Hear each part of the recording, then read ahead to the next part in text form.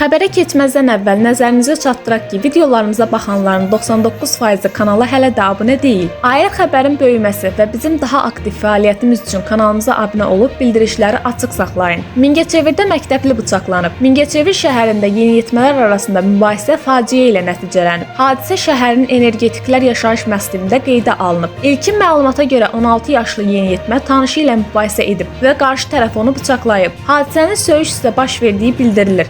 Yaralı müxtəlif bədən xəsarətləri alıb və dərhal Mingəçevir şəhər mərkəzi xəstəxanasına çatdırılıb. Həkimlərin verdiyi məlumata görə məktəblinin vəziyyəti orta ağır qiymətləndirilir və ona lazımi tibbi yardım göstərilib. Məlum olub ki, bıçaqlanan yeniyetmə Mingəçevirdə yerləşən 4 saylı orta məktəbin şagirdidir. Hüquq mühafizə orqanları hadisə ilə bağlı araşdırmalara başlayıb və mübahisənin dəqiq səbəblərini müəyyən etmək üçün iş aparılır. Hazırda cinayəti törədən şəxsin kimliyi və hadisənin digər detalları araşdırılır. Bizə dəstək olmaq üçün videonu bəyənin.